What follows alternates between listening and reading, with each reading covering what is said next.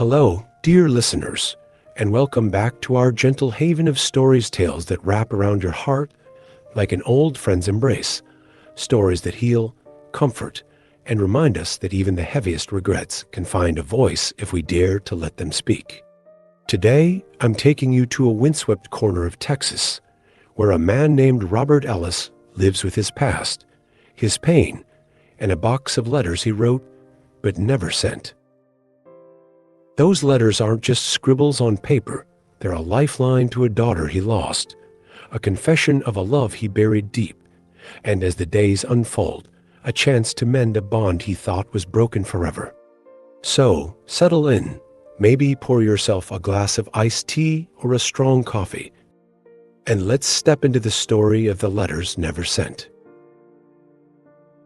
Robert Ellis is 68 years old, a retired Army veteran who calls a weathered ranch house on the outskirts of Lubbock home. It's a humble place peeling paint on the porch where he used to sit with a cold beer after a long day, a sagging roof he's been meaning to fix since the last big storm, a front yard dotted with prickly pear cactus that bloomed defiantly in the dry heat. Most days, you'll find him in his workshop out back, a cramped shed filled with the ticking of clocks' old wind-ups, mantelpieces, even a cuckoo clock he's been tinkering with for months.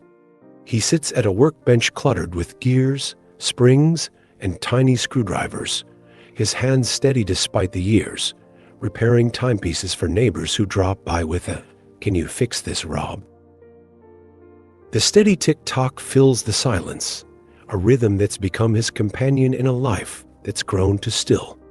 But his hazel eyes, tired and shadowed, carry a weight that no clock can measure. 6 months ago, a doctor in a sterile office delivered news that hit like a freight train: late-stage lung disease, a parting gift from too many cigarettes smoked in foxholes and lonely nights. A year, maybe less, the doc said, and since then, Robert's been wrestling with a question that keeps him awake. What does he leave behind when his time runs out? That question always leads him back to Emily, his only daughter. She's 40 now, living in Austin, a city of music, color, and life. He's never seen running a small bookstore. He's only caught whispers of from old friends passing through. They haven't spoken in 15 years, not since she stormed out of this house at 25, her voice shaking with anger, his thick with stubborn pride. Emily was his everything, once his little girl with freckles like stars across her nose, the one he'd taught to ride a bike in the driveway, running alongside as she pedaled toward the mailbox, shouting, "I'm flying, Daddy." He remembers the summer. They went fishing at Lake Allen Henry, just the two of them, her 8-year-old hands clutching a pole too big for her, giggling as she reeled in a tiny perch. "I'm a fisherman, Daddy." She'd crowed, and he'd laughed, ruffling her dark hair, so proud he could have burst. There was the afternoon. He taught her to shoot a bow in the backyard, her small fingers fumbling with the string. Her first arrow landing in the dirt, but her grin wide as she said, "I'll get it next time." And the quiet nights, two curled up on the couch watching old westerns, John Wayne riding across the screen, Emily nestled against him, whispering, "You're tougher than him, Daddy," he'd chuckled, kissing her forehead, feeling like the luckiest man alive. There was the summer.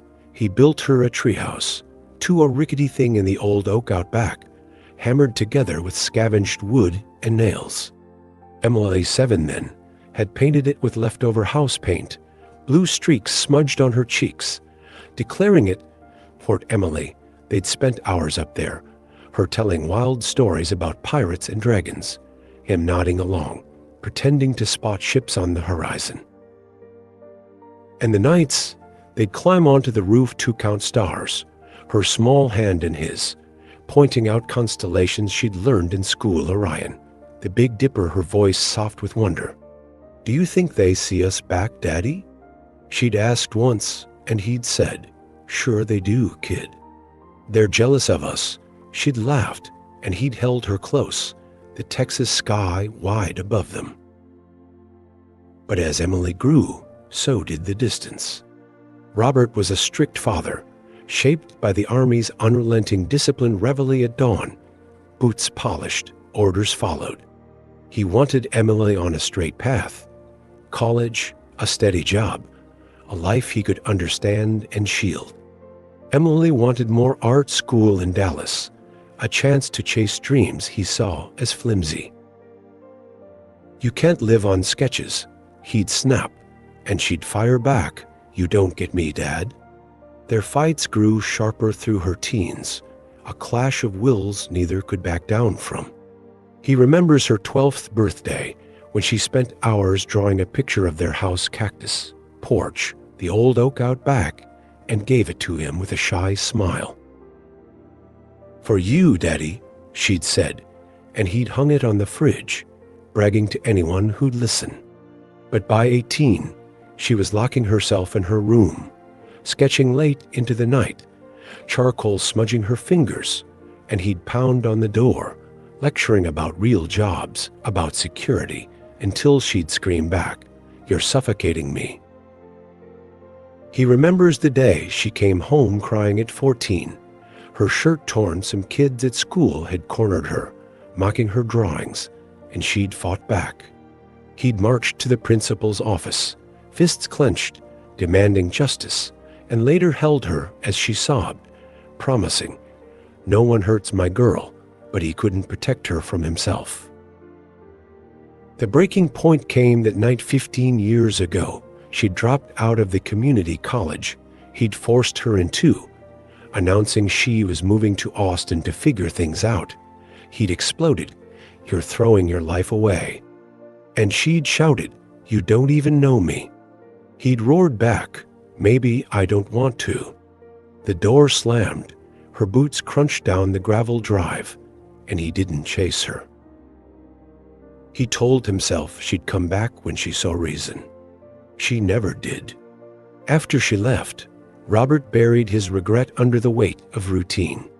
He'd wake at dawn, brew coffee strong enough to wake the dead, and lose himself in his clock's polishing gears, winding springs, keeping time from slipping through his fingers.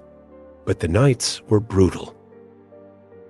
He'd sit in the dark, the house creaking around him, replaying that fight, her eyes flashing, his voice too loud. He'd walk past her old room, untouched since she left, the bed still made, her sketch pads stacked on the desk, gathering dust. Some nights, he'd pull one out, flip through her drawings: horses, landscapes, a rough sketch of him asleep in his chair, and feel his throat tighten. He'd sit there, tracing her lines, whispering, "I'm sorry, Em," to the empty air. He started writing the letters to Emily, raw and jagged, poured out in the quiet hours. "Dear Em," one began, "saw a girl fishing today, reminded me of you at the lake. Do you still fish?" Another, "Your bike's in the shed, fixed the chain last week. Don't know why. Guess I hoped you'd ride it again." And one, after a rough night, "I'm sorry about that fight. I was scared you'd fail, kid." Didn't know how to say it. He'd write until his hand ached, imagining her reading them, forgiving him. But then he'd see her empty room, hear her last words, "You don't know me," and shove the letters into an old cigar box, stashing it in the attic under a tarp. Pride stopped him, or fear. What if she didn't care? What if she'd forgotten him? So the box stayed, a silent hoard of a love he couldn't voice, growing heavier with each unsent page. The holidays were the worst: Thanksgiving with an empty chair, Christmas with no one to hang the stockings he'd kept in a drawer, her name stitched in red thread. One year, he tried fixing up her room, painting the walls a soft blue, thinking maybe she'd visit. But halfway through, he stopped, brush dripping, realizing she wasn't coming. He left it half-painted, a monument to his failure, and retreated to his clocks. The diagnosis broke that silence wide open. One restless night, As the Texas wind rattled the windows, Robert climbed the attic stairs, his cough echoing in the dark. He found the cigar box, its lid scratched and faded, and sat on the dusty floor, sifting through the letters. "Dear Emily," he read, "saw your art in a magazine today, Dallas Gallery. I'm proud, Em." Should have said it then. His eyes stung, tears blurring the ink. He was running out of time, and the thought of leaving this earth with Emily, thinking he didn't love her, didn't ache for her every day, was a weight he couldn't bear. He'd talk to her in his mind sometimes. Late at night, "I messed up, kid. I just wanted you safe. Can you hear me?"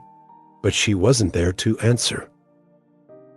He decided then he'd find her, give her those letters, say what he'd choked on for 15 years. It wouldn't erase the years, but maybe it could build a bridge, even a shaky one. He went to see Frank first, his old army buddy, who lived a few miles down the road. Over coffee at Frank's kitchen table, he spilled it all, the diagnosis, the letters, the fear.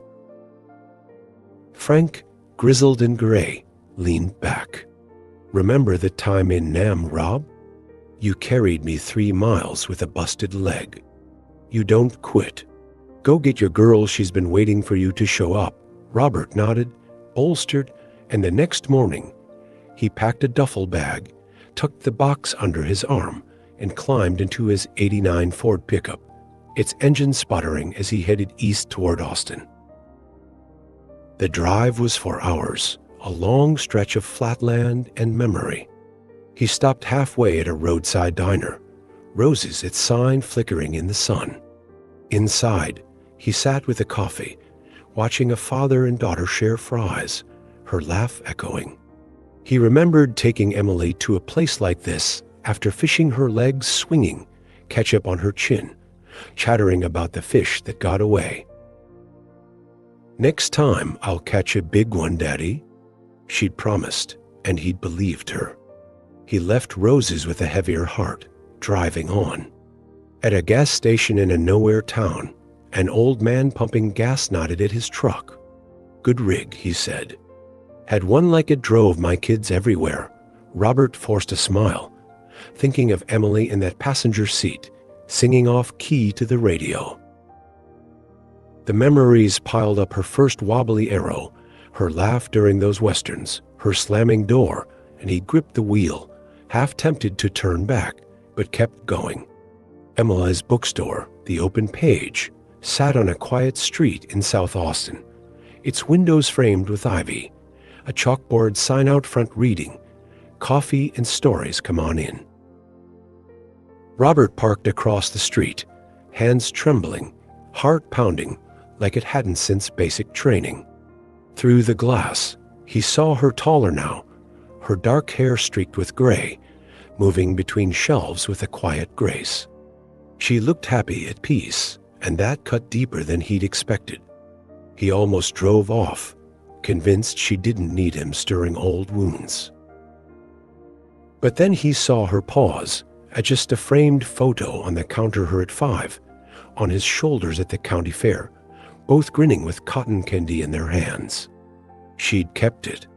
That got him out of the truck. The bell jingled as he stepped inside. The cigar box clutched tight. Emily looked up, her smile fading as recognition hit. "Dad," she said, her voice a mix of shock and wariness. "What are you doing here?" Robert swallowed, throat dry as dust. "I needed to see you, Em. Got something for you." He set the box on the counter, hands shaking as he opened it. "Letters. Wrote Em after you left. Never sent Em. Thought now's the time." Emily stared at the box, then at him, eyes narrowing. 15 years, Dad.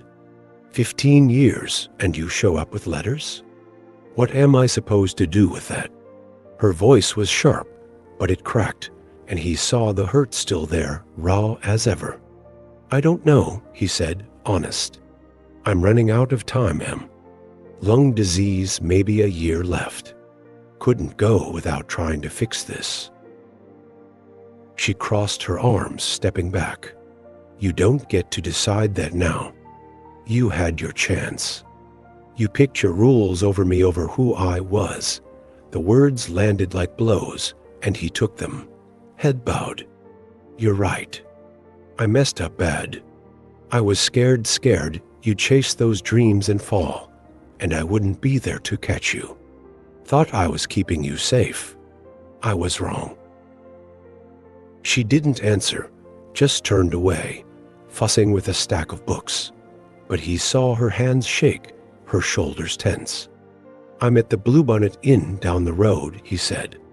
Staying a few days. If you want to talk or read him or burn him, that's your call. I just needed you to have him. He left, the bell jingling again, her silence heavier than the Texas sun. That night, in the motel with its faded curtains and humming fridge, Robert sat on the bed, staring at his hands. He thought about the first letter, written the night she left, his pen trembling as he scrawled, I'm sorry, kid. Didn't mean it. Come home. He hadn't sent it, too proud to beg, too afraid she'd say no. He remembered her bow lessons, her stubborn focus, her laugh when an arrow hit the oak instead of the target. He thought of those Western nights, her asleep against him, the TV flickering. He'd failed her, and the clocks couldn't fix that. He called Frank the next day, gave her the letters, he said. She's mad as hell. Frank's voice rumbled through. Good. Means she's still in there, Rob? Give her time. She's your kid. She's tough like you. Robert hung up, clinging to that hope. On the third day, a young woman knocked Jess, a barista from Emily's shop, apron dusted with coffee grounds. Emily asked me to give you this, she said, handing him a note. Meet me at the shop tonight. PM bring coffee. Robert's heart leapt. He showed up at 7, 2 styrofoam cups in hand, and found Emily behind the counter, the cigar box open, letters scattered. I read them, she said, voice low. 2 nights, half a bottle of Merlot. You wrote a lot. He waited. Why now? She asked. I'm dying, he said. Lung disease. Maybe a year. Couldn't leave you thinking I didn't care. She picked a letter, read aloud. Saw your art in a magazine Dallas gallery. I'm proud, Em. Should have said it then. Her voice broke. You never told me that. Didn't think you'd want to hear it, he said. Thought you'd moved on. She shook her head, tears falling. I didn't move on, Dad. I built something despite you. But I missed you every day. He stepped closer. Missed you too, kid. Every damn day. The next night, she called him back to the shop. She pulled out her old sketch of the house from a drawer, its edges yellowed. I kept this, she said. Drew it for you. Thought you'd thrown it out. It's in my desk, he said. Looked at it yesterday. They sat with it between them, tracing the lines cactus, oak, porch. She told him about losing her husband, Tom. 3 years back, a drunk driver on I-35, gone in a flash. I'd sketched to sleep, she said. Kept me sane. He nodded, understanding loss too well. I talk to him sometimes, she admitted. Me too, he said. To you, I mean. In my head, she squeezed his hand, a small bridge forming. A few days later, Emily asked him to walk with her. They wandered Austin's streets, stopping at a park where kids rode bikes, the air thick with spring. I started the shop with nothing, she said. Waited tables, saved every dime. Tom believed in it, pushed me to keep going. Robert listened, seeing her strength, her fight. You're tougher than me, he said, and she smiled, faint but real. They stopped at a bridge over the river, watching the water, And she said, I kept waiting for you to call.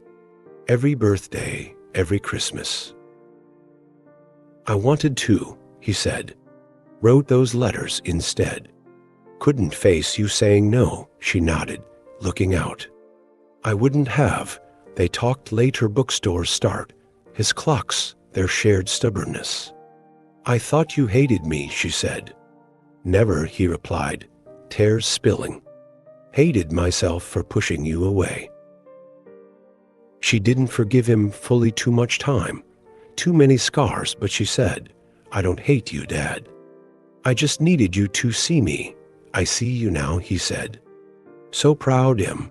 Jess told him later, over coffee at the shop, she talked about you sometimes.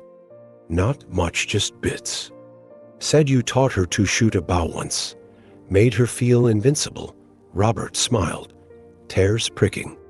She was. Back in Lubbock, Robert felt lighter, even as his cough worsened. He wrote again notes he sent. Fixed a cuckoo clock, Reminded me of that bird-watching trip when you were 8. Still got those binoculars? She wrote back postcards, a sketch of a cactus. One weekend, she drove up, bringing a drawing of her shop.